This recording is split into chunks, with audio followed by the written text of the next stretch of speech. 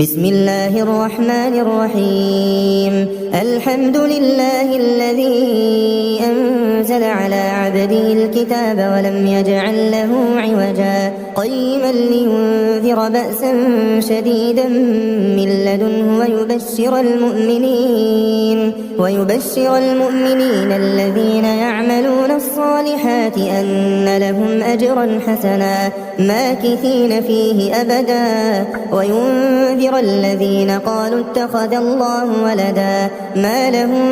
به من علم ولا لآبائهم كبرت كلمة تخرج من أفواههم إن يقولون إلا كذبا فلعلك باخع نفسك على آثارهم إن لم يؤمنوا بهذا الحديث أسفا إنا جعلنا ما على الأرض زينة لها لنبلوهم أيهم أحسن عملا وإنا لجاعلون ما عليها صعيدا جرزا أم حسبت أن أصحاب الكهف والرقيم كانوا من آياتنا عجبا إذ أوى الفتية إلى الكهف فقالوا ربنا آتنا من لدنك رحمة وهيئ لنا من أمرنا رشدا فضربنا على آذانهم في الكهف سنين عددا ثم بعثناهم لنعلم أي الحزبين أحصى لما لبثوا أمدا نحن نقص عليك نبأهم بالحق إنهم فتية آمنوا بربهم وزدناهم هدى وربطنا على قلوبهم إذ قاموا فقالوا ربنا رب السماوات والأرض لن ندعو من دونه إلها لقد قلنا إذا شططا هؤلاء قومنا اتخذوا من دونه آلهة لولا يأتون عليهم بسلطان بين فمن أظلم ممن افترى على الله كذبا وإذ اعتزلتموهم وما يعبدون إلا الله فأووا إلى الكهف ينشر لكم ربكم من رحمته ويهيئ لكم من أمركم مرفقا وترى الشمس إذا طلعت تزاور عن كهفهم ذات اليمين وإذا غربت تقرضهم ذات الشمال وهم في فجوة منه ذلك من آيات الله من يهد الله فهو المهتد ومن يضلل فلن تجد له وليا مرشدا وتحسبهم أيقاظا وهم رقود ونقلبهم ذات اليمين وذات الشمال وكلبهم باسط ذراعيه بالوصيد لو اطلعت عليهم لوليت منهم فرارا ولملئت منهم رعبا وكذلك بعثناهم ليتساءلوا بينهم قال قائل منهم كم لبثتم قالوا لبثنا يوما أو بعض يوم قالوا ربكم أعلم بما لبثتم فابعثوا أحدكم بورقكم هذه إلى المدينة فلينظر أيها أزكى طعاما فليأتكم برزق منه وليتلطف ولا يشعرن بكم أحدا إنهم إن يظهروا عليكم يرجموكم أو يعيدوكم في ملتهم ولن تفلحوا إذا أبدا وكذلك أعثرنا عليهم ليعلموا أن وعد الله حق وأن الساعة لا ريب فيها إذ يتنازعون بينهم أمرهم فقالوا بنوا عليهم بنيانا ربهم أعلم بهم قال الذين غلبوا على أمرهم لنتخذن عليهم مسجدا سيقولون ثلاثة رابعهم كلبهم ويقولون خمسة سادسهم كلبهم رجما بالغيب ويقولون 7 وثامنهم كلبهم قل ربي أعلم بعدتهم ما يعلمهم إلا قليل فلا تمار فيهم إلا مراء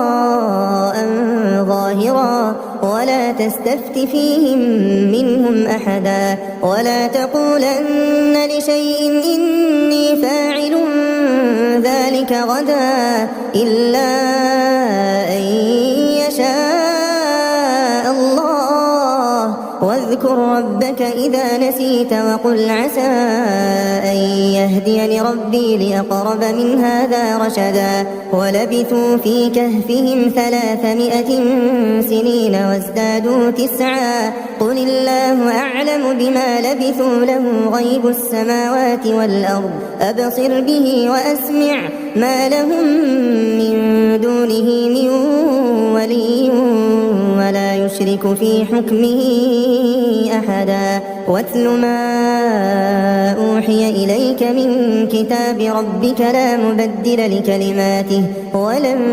تجد من دونه ملتحدا واصبر نفسك مع الذين يدعون ربهم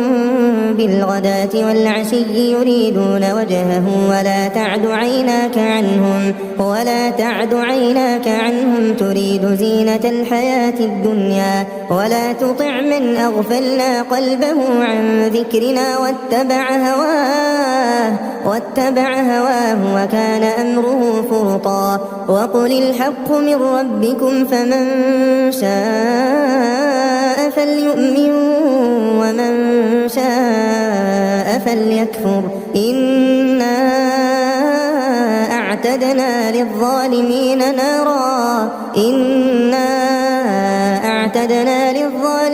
نارا أحاط بهم سرادقها وإن يستغيثوا يغاثوا بماء كالمهل يشوي الوجوه بئس الشراب وساءت مرتفقا إن الذين آمنوا وعملوا الصالحات إنا لا نضيع أجر من أحسن عملا أولئك لهم جنات عدن تجري من تحتهم الأنهار يحلون فيها من أساور من ذهب ويلبسون ثيابا خضرا من سندس وإستبرق متكئين فيها على الأرائك نعم الثواب وحسنت مرتفقا واضرب لهم مثل الرجلين جعلنا لأحدهما جنتين من أعناب وحففناهما بنخل وجعلنا بينهما زرعا كلتا الجنتين آتت أكلها ولم تظلم منه شيئا وفجرنا خلالهما نهرا وكان له ثمر فقال لصاحبه وهو يحاوره أنا أكثر منك مالا وأعز نفرا ودخل جنته وهو ظالم لنفسه قال ما أظن أن تبيد هذه أبدا وما أظن الساعة قائمة ولئن رددت إلى ربي لأجدن خيرا منها منقلبا قال له صاحبه وهو يحاوره أكفرت بالذي خلقك من تراب ثم من نطفة ثم سواك رجلا لكن هو الله ربي ولا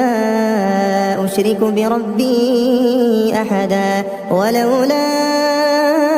إذ دخلت جنتك قلت ما شاء الله لا قوة إلا بالله إن ترني أنا أقل منك مالا وولدا فعسى ربي أن يؤتيني خيرا من جنتك ويرسل عليها حسبانا من السماء فتصبح صعيدا زلقا أو يصبح ماؤها فلن تستطيع له طلبا وأحيط بثمره فأصبح يقلب كفيه على ما أنفق فيها وهي خاوية على عروشها ويقول يا ليتني لم أشرك بربي أحدا ولم تكن له فئة ينصرونه من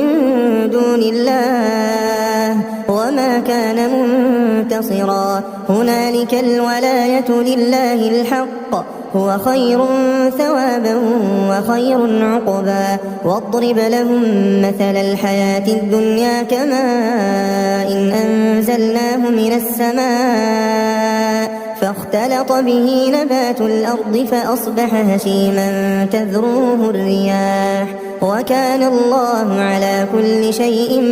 مقتدرا المال والبنون زينة الحياة الدنيا والباقيات الصالحات خير عند ربك ثوابا وخير أملا ويوم نسير الجبال وترى الأرض بارزة وحشرناهم فلم نغادر منهم أحدا وعرضوا على ربك صفا لقد جئتمونا كما خلقناكم أول مرة بل زعمتم أن لن نجعل لكم موعدا ووضع الكتاب فترى المجرمين مشفقين مما فيه ويقولون يا ويلتنا ما لهذا الكتاب لا يغادر صغيرة ولا كبيرة إلا أحصاها ووجدوا ما عملوا حاضرا ولا يظلم ربك أحدا وإذ قلنا للملائكة اسجدوا لآدم فسجدوا إلا إبليس كان من الجن ففسق عن أمر ربه أفتتخذونه وذريته أولياء من دوني وهم لكم عدو بئس للظالمين بدلا ما أشهدتهم خلق السماوات والأرض ولا خلق أنفسهم وما كنت متخذ المضلين عضدا ويوم يقول نادوا شركائي الذين زعمتم فدعوهم فلم يستجيبوا لهم وجعلنا بينهم موبقا ورأى المجرمون النار فظنوا أنهم مواقعوها ولم يجدوا عنها مصرفا ولقد صرفنا في هذا القرآن للناس من كل مثل وكان الإنسان أكثر شيء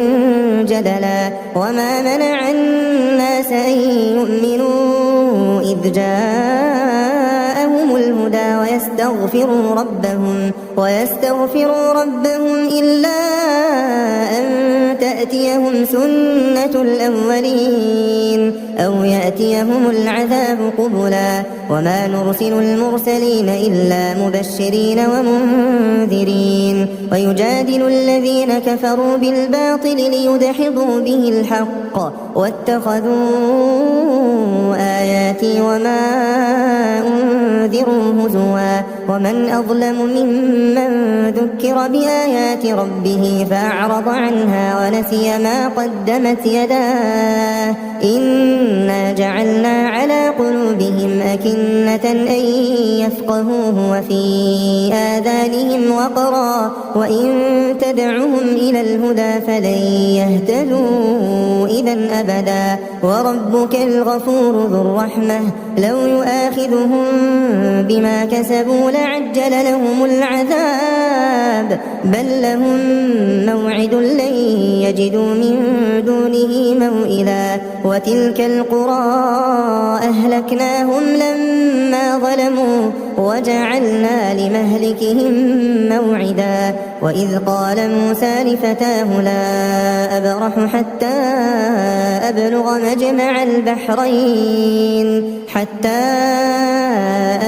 مجمع البحرين أو أمضي حقبا فلما بلغا مجمع بينهما نسيا حوتهما فاتخذ سبيله في البحر سربا فلما جاوزا قال لفتاه آتنا غداءنا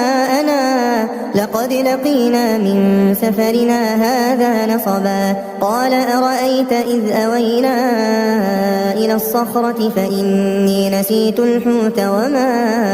أنسانيه إلا الشيطان أن أذكره واتخذ سبيله في البحر عجبا قال ذلك ما كنا نبغي فارتدا على آثارهما قصصا فوجدا عبدا من عبادنا آتيناه رحمة من عندنا وعلمناه من لدنا علما قال له موسى هل أتبعك على أن تعلمني مما علمت رشدا قال إنك لن تستطيع معي صبرا وكيف تصبر على ما لم تحط به خبرا قال ستجدني إن شاء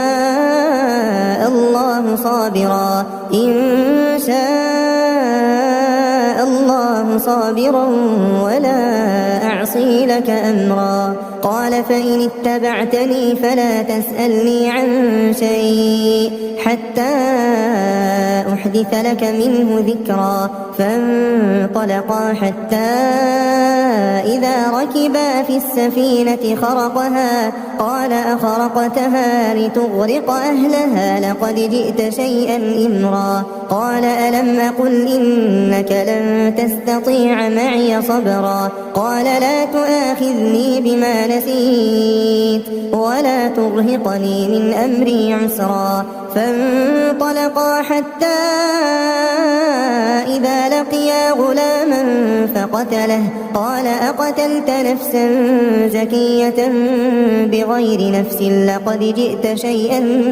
نكرا قال ألم أقل لك إنك لن تستطيع معي صبرا قال إن سألتك عن شيء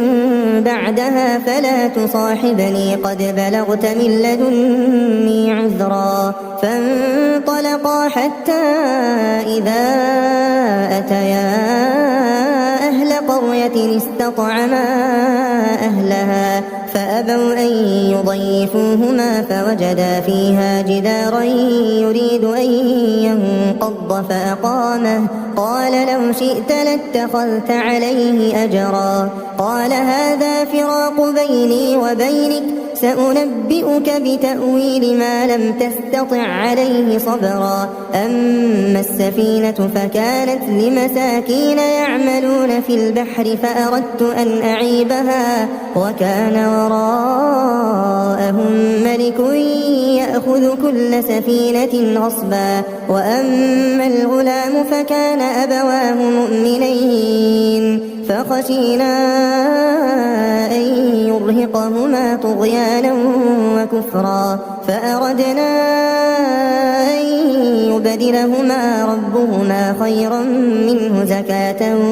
وأقرب رحما وأما الجدار فكان لغلامين يتيمين في المدينة وكان تحته كنز لهما وكان أبوهما صالحا فأراد ربك أن يبلغا أشدهما ويستخرجا كنزهما رحمة من ربك وما فعلته عن أمري ذلك تأويل ما لم تسطع عليه صبرا ويسألونك عن ذي القرنين قل سأتلو عليكم منه ذكرا إنا مكنا له في الأرض وآتيناه من كل شيء سببا فأتبع سببا حتى إذا بلغ مغرب الشمس وجدها تغرب في عين حمئة ووجد عندها قوما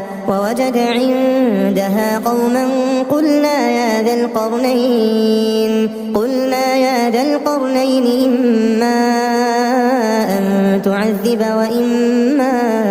أن تتخذ فيهم حسنا قال أما من ظلم فسوف نعذبه ثم ثم يرد إلى ربه فيعذبه عذابا نكرا. وأما من آمن وعمل صالحا فله جزاء الحسنى وسنقول له من أمرنا يسرا. ثم أتبع سببا حتى إذا بلغ مطلع الشمس وجدها تطلع على قوم لم نجعل لهم من دونها سترا. كذلك وقد أحطنا بما لديه خبرا. ثم أتبع سببا حتى إذا بلغ بين السدين وجد من دونهما قوما لا يكادون يفقهون قولا. قالوا يا ذا القرنين إن يأجوج ومأجوج مفسدون في الأرض فهل نجعل لك خرجا على أن تجعل بيننا وبينهم سدا. قال ما مكني فيه ربي خير فأعينوني بقوة أجعل بينكم وبينهم ردما. آتوني زبر الحديد حتى إذا ساوى بين الصدفين قال انفخوا حتى إذا جعله نارا قال آتوني أفرغ عليه قطرا. فما استطاعوا أن يظهروه وما استطاعوا له نقبا. قال هذا رحمة من ربي فإذا جاء وعد ربي جعله دكا وكان وعد ربي حقا. وتركنا بعضهم يومئذ يموج في بعض ونفخ في الصور فجمعناهم جمعا. وعرضنا جهنم يومئذ للكافرين عرضا. الذين كانت أعينهم في غطاء عن ذكري وكانوا لا يستطيعون سمعا. أفحسب الذين كفروا أن يتخذوا عبادي من دوني أولياء إنا أعتدنا جهنم للكافرين نزلا. قل هل ننبئكم بالأخسرين أعمالا الذين ضل سعيهم في الحياة الدنيا وهم يحسبون أنهم يحسنون صنعا. أولئك الذين كفروا بآيات ربهم ولقائه فحبطت أعمالهم فلا نقيم لهم يوم القيامة وزنا. ذلك جزاؤهم جهنم بما كفروا واتخذوا آياتي ورسلي هزوا. إن الذين آمنوا وعملوا الصالحات كانت لهم جنات الفردوس نزلا خالدين فيها لا يبغون عنها حولا. قل لو كان البحر مدادا لكلمات ربي لنفد البحر قبل أن تنفد كلمات ربي ولو جئنا بمثله مددا. قل إنما أنا بشر مثلكم يوحى إلي أنما إلهكم إله واحد فمن كان يرجو لقاء ربه فليعمل عملا صالحا ولا يشرك بعبادة ربه أحدا.